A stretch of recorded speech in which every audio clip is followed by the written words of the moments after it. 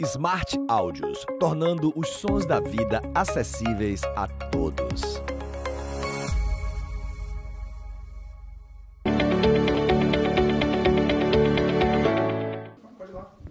Eduardo, bom dia. Ontem foi anunciado o Goulart e também foi anunciado o Marcinho, em um vídeo onde você explicou a tomada de decisão, como é que o Bahia tomou essa escolha, você como o dono da chave do futebol nesse momento, como você disse aqui em março.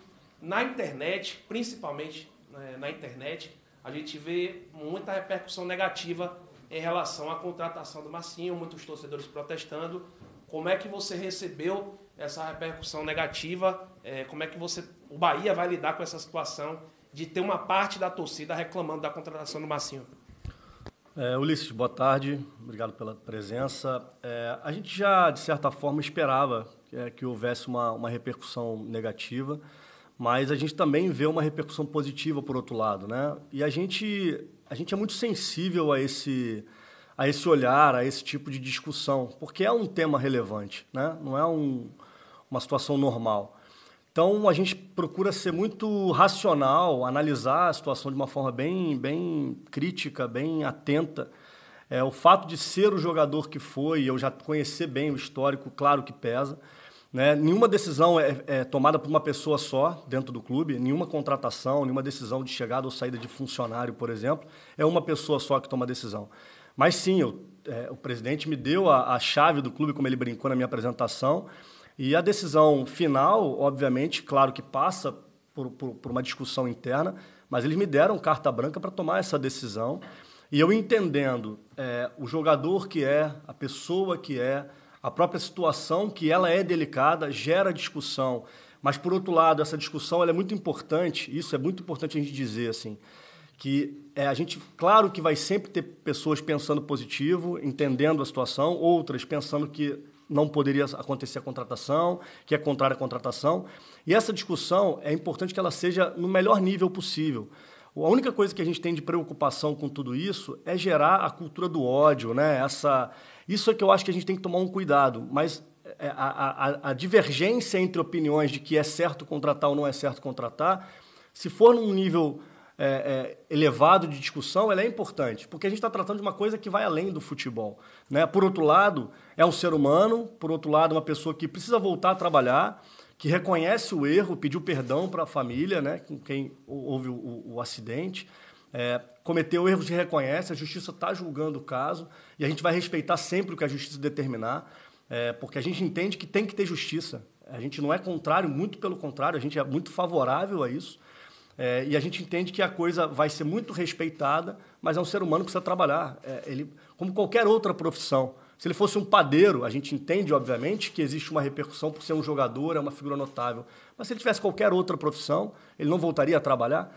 Então a gente entende todo esse cenário, entende a discussão, reconhece e respeita todo tipo de discussão a respeito do tema, mas depois de analisar bastante, durante 2 meses, toda a situação, a gente entendia que fazia sentido trazer um jogador que eu já conheço, que eu tenho uma relação desde base, já conheço há mais de 10 anos, a gente entendia que fazia sentido oportunizá-lo a voltar a trabalhar. E concomitantemente a isso, a gente também entende que isso eleva o nível da equipe e nos ajudará a alcançar o principal objetivo da nossa temporada, que é o acesso. Eduardo, você falou que essa decisão ela foi tomada com uma certa análise, né, e que as decisões elas não são tomadas por uma pessoa só, apesar de você ter a chave do futebol do clube. O Bahia, ele nos últimos anos, foi um clube que se destacou por ações e temas que estão para além do futebol, né? Eu queria saber se, nessa decisão da contratação de Marcinho, se o núcleo de ações afirmativas do Bahia ele foi consultado, quem participou dessa decisão e como que foi para vocês analisar o atrito que gerou, no caso, a contratação com a torcida? Porque eu vi muitos comentários nas redes sociais, inclusive de torcedores afirmando que vai cancelar o sócio ou que se colocaram no lugar, pois já passaram por situação semelhante. Como que vocês fizeram esse balanço para fazer essa contratação? É importante eu dizer que eu acompanho o Bahia, uma das grandes admirações que eu passei a ter enorme do Bahia nos últimos anos foi justamente pelas políticas inclusivas que o Bahia as ações de políticas inclusivas que o Bahia passou a ter. Isso foi muito forte, eu acho que isso marca muito a história do Bahia, do posicionamento do Bahia. E a gente também, até perante essa percepção, a gente também tem uma análise que pode gerar discussão, como eu falei anteriormente, mas que ela também pode trazer para a gente uma percepção contrária ao que, de repente, o senso comum ou algumas pessoas estão trazendo à tona de discussão. Por exemplo, quando a gente fala de incluir o atleta que passou por um acidente, poder voltar a trabalhar. Então, assim, claro que isso gera discussão, uma fala como essa também pode gerar algum tipo de discussão, do entendimento disso, mas a nossa percepção é que a gente está fazendo bem para uma pessoa que já fez acordo com as famílias, que já está sendo julgada. A gente tem que tomar um cuidado para a gente também não partir para a política do cancelamento de um outro ser humano, né? E como eu conheço o histórico desse atleta, eu me sinto muito confortável em colocar para a torcida, para a nação tricolor, que é um jogador sério, profissional, dedicado, comprometido, que cometeu erros, acho que todos nós cometemos erros na nossa vida, e que ele está pagando pelos erros que cometeu. E a gente aqui não pode simplesmente cancelar e virar as costas. Eu acho que o Bahia é um clube que pode também pensar dessa forma e abrir as portas para oferecer um novo caminho, uma nova oportunidade para um atleta como ele. Eduardo, por que o Bahia entendeu que valeria a pena esse desgaste com parte da torcida, esse clima ruim que pode se instaurar de repente?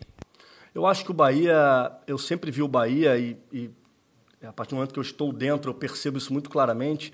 É um clube que tem um lado humano muito forte, né? É claro que o lado humano se aflora de várias formas, né? É visto de várias formas. Volto a falar das políticas inclusivas que o clube teve, de ações bem relevantes, recentes, inclusive.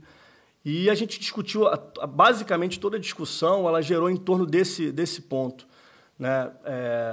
Qual é o retorno que a gente vai ter em prol da ação que a gente está tomando, a decisão que a gente está tomando. E o fato da gente estar analisando o lado humano desse processo, né, de tudo que foi discutido, fez com que a gente entendesse que faria sentido.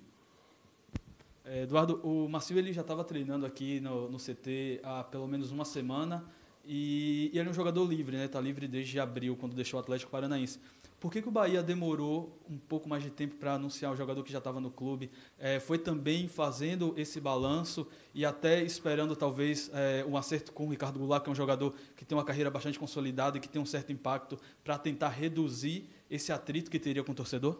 Não, na verdade, todo o imbróglio foi simplesmente documental, né? A gente, na verdade, queria muito anunciar o Marcinho semana passada, só que, como ele está vindo por empréstimo de um clube de fora, gera um trâmite mais burocrático. E esse trâmite demorou um pouquinho em função das questões do clube, dos ajustes, dos acordos, e só ontem a gente conseguiu, efetivamente, ficar tranquilo que a gente poderia anunciá-lo.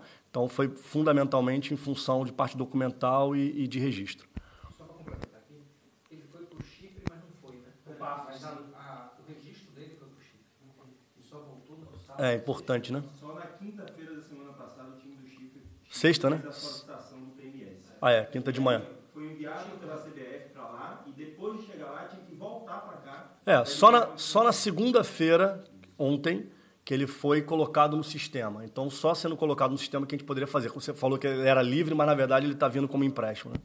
Fala um pouquinho sobre a questão técnica do Marcinho, um atleta que disputou 3 partidas. A apresentação foi na do Goulart, temporada. Hein? Pois é, disputou 3 partidas na temporada. É um jogador que está sem ritmo de jogo. Como é que vocês estão observando essa questão do próprio ritmo? Como é que ele está treinando? E, claro, como é que vai ficar a questão dos laterais direitos? Você tem o André e o Borel, que são 2 caras da casa.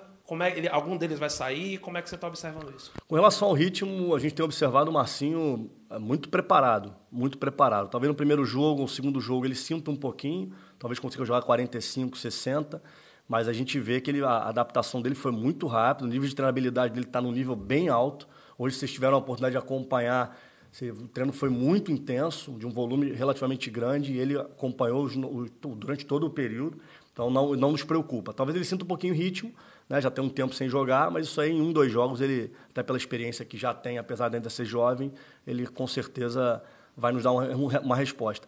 Com relação ao André e ao Borel, né, que são os 2 laterais jovens que a gente tem, eu sempre sou muito favorável a você ter sempre na posição um jogador um pouco mais maduro e jogadores mais jovens.